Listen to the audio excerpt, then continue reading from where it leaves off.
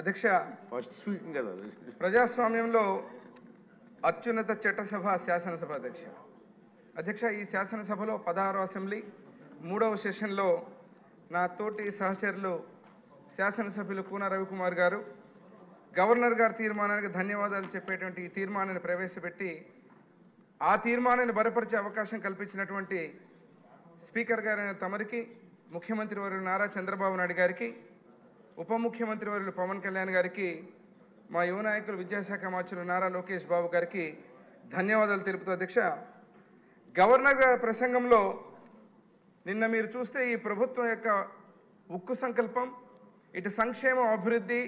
రాష్ట్ర సర్వతోముఖాభివృద్ధి మొత్తం కూడా గత 5 సంవత్సరాలుగా వచ్చిన వారసత్వ సంక్షోభాలను ఎదుర్కొంటూ ఈ 8 నెలల్లో జరిగినటువంటి కార్యక్రమాలతో పాటు భవిష్యత్ కార్యాచరణ కూడా చెప్పడం జరిగింది అధ్యక్ష.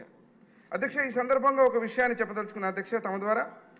స్వేచ్ఛగా జన్మించిన మానవుడు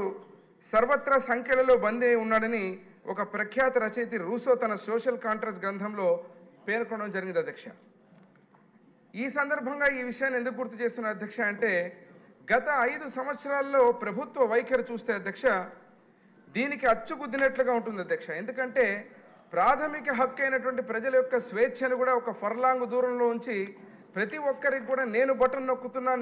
నొక్కుతున్నా అని చెప్పి ప్రతి వర్గాన్ని యొక్క పీకలు నొక్కి దాదాపు 151 మంది శాసనసభ్యుల నుంచి 11 శాసనసభ్యులకు ప్రజా తీర్పుతో వచ్చి ఇక్కడ కూటమి ప్రభుత్వానికి తిరుగులేని విజయాన్ని సాధించి పెట్టినటువంటి ప్రజల యొక్క నిర్ణయంతో అర్థమవుతుంది అధ్యక్ష ఆ గత ప్రభుత్వ పాలన ఏ రకంగా ఉందనేది.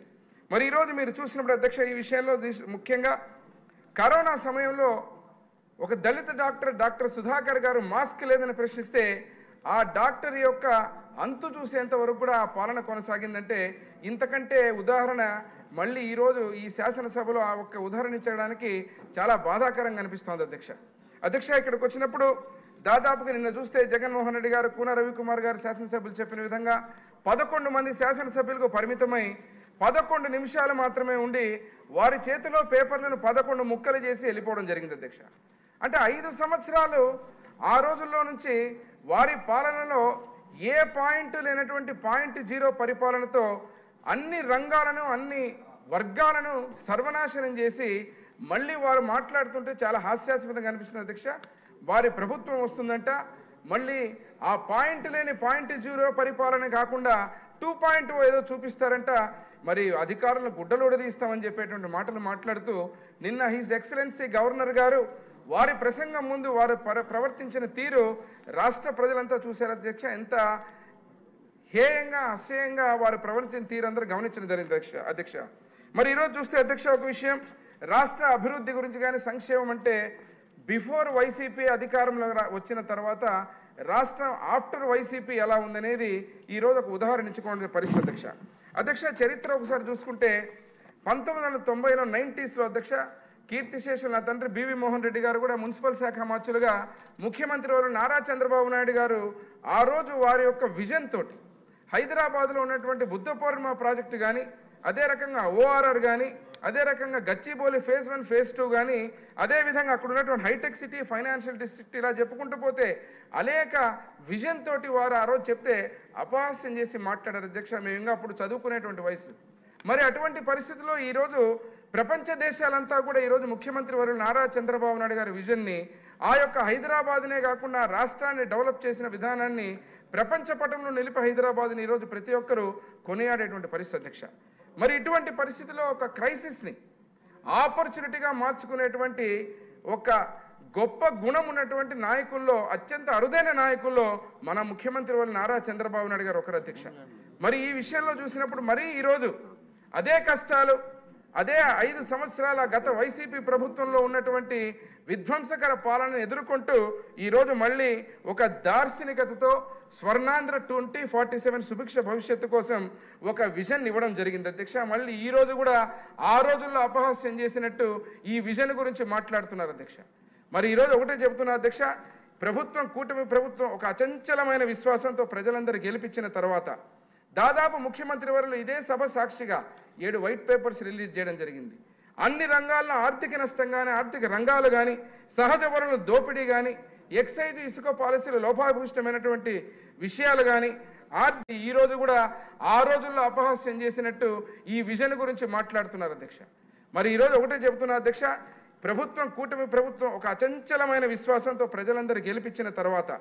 దాదాపు ముఖ్యమంత్రి వర్యులు ఇదే సభ సాక్షిగా 7 వైట్ పేపర్స్ రిలీజ్ చేయడం జరిగింది. అన్ని రంగాల్లో ఆర్థిక నష్టం కానీ, ఆర్థిక రంగాలు కానీ, సహజ వనరుల దోపిడీ కానీ, ఎక్సైజ్ ఇసుక పాలసీలు లోపభూయిష్టమైనటువంటి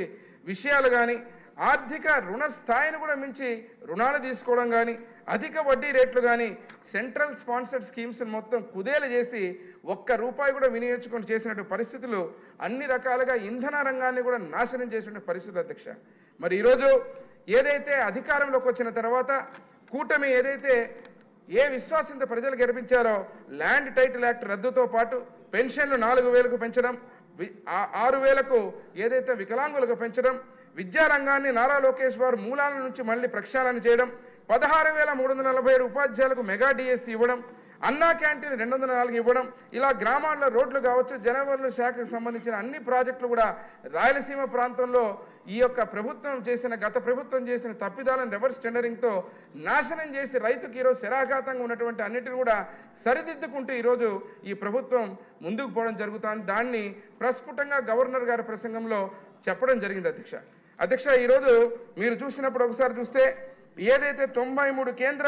పాలిత పథకాల్లో 74 పథకాల పునరుద్ధరణ చేసి 9,730 కోట్లు మళ్ళీ అప్పులు కూడా తీర్చి ప్రతి రంగంలో అప్పులు తీరుస్తూ మళ్ళీ కేంద్రం నుంచి నిధులు రాబట్టేటువంటి కార్యక్రమాన్ని ముందుకు తీసుకుపోవడం జరుగుతుంది అధ్యక్ష. పారిశ్రామిక రంగంలో పెట్టుబడులు ఈరోజు చూస్తే ఒక ఆర్సిలర్మిట్టల్ కావచ్చు, గూగుల్ కావచ్చు, టాటా పవర్ కావచ్చు, గ్రీన్కో, బీపీఎస్, టీసీఎస్ అనేక అంతర్జాతీయ దిగ్గజాలను ఆకర్షిస్తూ ఈరోజు 6.5 లక్షల కోట్ల పెట్టుబడులతో 4 లక్షల మంది ఉపాధి అవకాశాలు అవకాశం కల్పించడం. వృద్ధి రేటు మీరు చూసినప్పుడు ఈరోజు 2024-25లో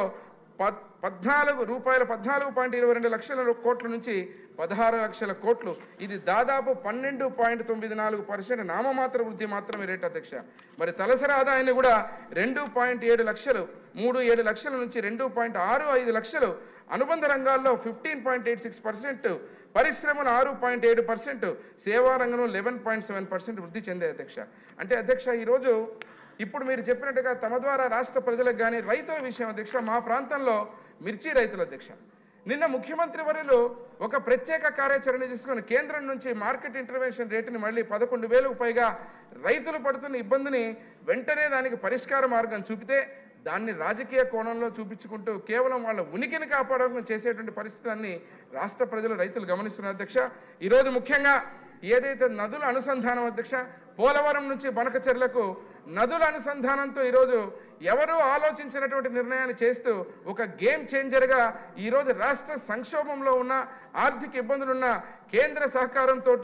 వాటిని ముందుకు తీసుకుపోయిన సంకల్పం అధ్యక్ష, ఒక గొప్ప సంకల్పం అధ్యక్ష. ఈరోజు ఇదే విషయాన్ని గుర్తించినప్పుడు తల్లికి వందనం అధ్యక్ష, సూపర్ 6 పథకాల్లో